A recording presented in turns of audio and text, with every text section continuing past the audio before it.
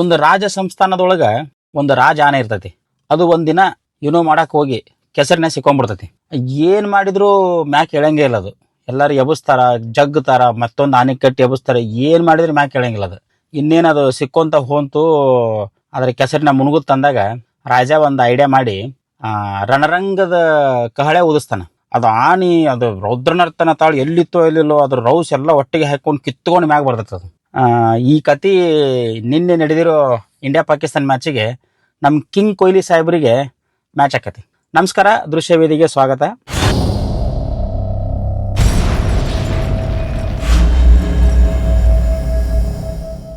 ನಾವು ಮೇಗಿನ ಕತೆ ಯಾಕೆ ಹೇಳಿದ್ವಿ ಅಂತಂದ್ರೆ 15 ತಿಂಗಳಾಗಿತ್ತು ಅವರು ಒನ್ ಡೇ ಇಂಟರ್ನ್ಯಾಷನಲ್ ಒಳಗೆ ಸೆಂಚುರಿ ಹೊಡೆದಿದ್ದಿಲ್ಲ. 2023 ವರ್ಲ್ಡ್ ಕಪ್ ಸೆಮಿಫೈನಲ್ ಹೊಡೆದಿದ್ರು. ಅವ್ರದ್ದು ಆಲ್ಮೋಸ್ಟ್ ಫುಟ್ ವರ್ಕ್ ಸರಿ ಇಲ್ಲ, ಲೆಗ್ ಸ್ಪಿನ್ನಿಗೆ ವೀಕ್ ಆಗಕತ್ತಾರ, ಅವ್ರಿಗೇನು ಕೆಲಸ ಆಗೋಲ್ದಂತ ಹೇಳೋ ಟೈಮ್ನಾಗ ಎಲ್ಲಾ ಭಾರತೀಯರದ ಒಳ ಮನಸ್ಸು ಹೇಳಾಕತ್ತಿತ್ತು.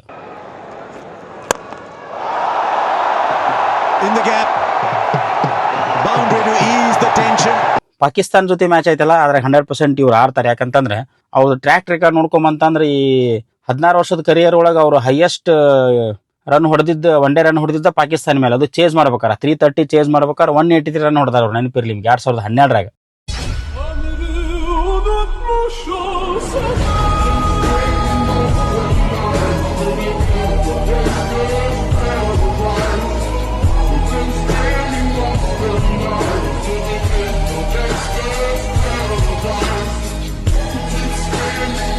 ಸೊ ಪಾಕಿಸ್ತಾನ ಅಂದ್ರೆ ಅವ್ರಿಗೊಂಥರ ರಾಜಾನೇ ಯುದ್ಧಕ್ಕೆ ಹೋದಂಗ ರೆಡಿ ಆಗ್ತಾರ ಅವರು.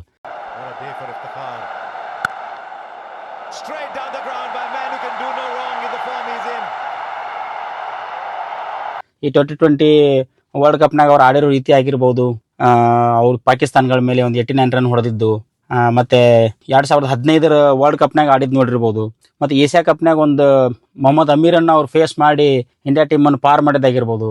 ಒಂದ್ ರೀತಿ ಅವ್ರು ಎಲ್ಲಾ ದೇಶದ ಮೇಲೂ ಬಹಳ ಚಲೋ ಆಡ್ತಾರ. ಬಟ್ ಪಾಕಿಸ್ತಾನ ಅಂದ್ರೆ ಒಂಥರ ಅವ್ರಿಗೆ ಏನೋ ಒಂದು ಏನ ಹೇಳ್ತಾರ, ಅದು ರಾಜಾನೇ ಯುದ್ಧಕ್ಕೆ ಹೋದಂಗ ಅಂತ ಒಂದು ಹುಮ್ಮಸ್ ಬರ್ತ ಅವ್ರಿಗೆ.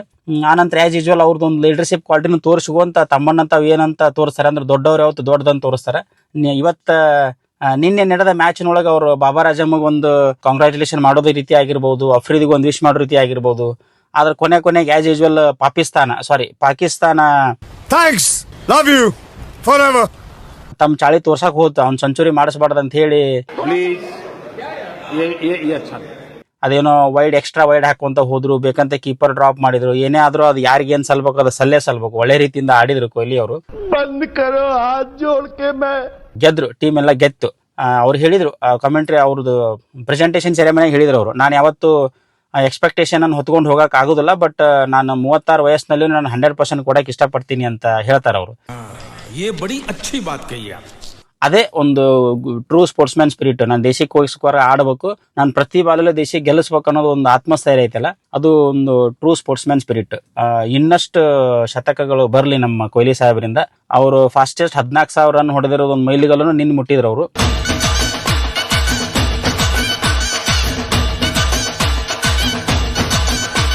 ಓವರ್ ಆಲ್ ರಿಕ್ಕಿ ಪಾಯಿಂಟಿಂಗ್ ಅವ್ರನ್ನ ಇಂಟರ್ನ್ಯಾಷನಲ್ ರನ್ಸ್ ಅಲ್ಲಿ ಹಿಂದಾಕಿ ಈಗ 3ನೇ ಸ್ಥಾನದಾಗ ಅದಾರ. ಫಸ್ಟ್ ನಮ್ಮ ಆಸ್ ಯೂಶುವಲ್ ನಮ್ಮ ಕ್ರಿಕೆಟ್ ದೇವರು ಸಚಿನ್ ತೆಂಡೂಲ್ಕರ್ ಅವರು ಅಂಡ್ ಅನದರ್ ಲೆಜೆಂಡ್ರಿ ಸಂಗಕಾರ ನಂತರ ಇವರು ಅದಾರ. ಈಗ ಎಲ್ಲವನ್ನು ದಾಟಿ ಇವ್ರು ಫಸ್ಟ್ ಪ್ಲೇಸಿಗೆ ಬರಲಿ. ಅದೇ ರೀತಿ ಅವ್ರ ಸ್ಪೋರ್ಟ್ಸ್ ಮ್ಯಾನ್ ಸ್ಪಿರಿಟ್ ಅನ್ನ ಹಿಂಗ ಉಳಿಸ್ಕೊಂತ ಹೋಗ್ಲಿ ಅಂತ ಹೇಳ್ತೀವಿ. ಅವ್ರ ಸ್ಪೋರ್ಟ್ಸ್ ಮ್ಯಾನ್ ಸ್ಪಿರಿಟ್ ಯಾವ ಲೆವೆಲ್ಗೆ ಐತೆ ಅಂತಂದ್ರೆ, ಒಂದು ಬಾಲ್ ಟೆಂಪರಿಂಗ್ ಒಳಗೆ ಸ್ಟೀವ್ ಸ್ಮಿತ್ ಅವರು ಕಣ್ಣೀರ್ ಹಾಕಿ 1 ವರ್ಷ ಬ್ಯಾನ್ ನಂತರ ಅವರು ಮ್ಯಾಚ್ ಆಡ್ಬೇಕಾದ್ರೆ ಎಲ್ಲರಿಗೂ ಬೂಸ್ ಮಾಡಾಕತ್ತಿದ್ರು ಅವ್ರಿಗೆ. ಅವಾಗ ಅವರು ಎಲ್ಲಿ ಹೇಳಿದ್ರು ಹಂಗೆಲ್ಲ ಮಾಡಬೇಡ್ರಿ, ಒಳ್ಳೆ ಕ್ರಿಕೆಟರ್ ಅಂತ ಹೇಳಿ ತಾವು ಹೋಗಿ ಸಪೋರ್ಟ್ ಮಾಡಿದ್ಕ ಕೊಹ್ಲಿ ಇರೋದ್ರಿಂದಾನೇ ಅವ್ರಿಗೆ ಮತ್ತೆ ಸಪೋರ್ಟ್ ಮಾಡಾಕತ್ತಾರ ಜನ.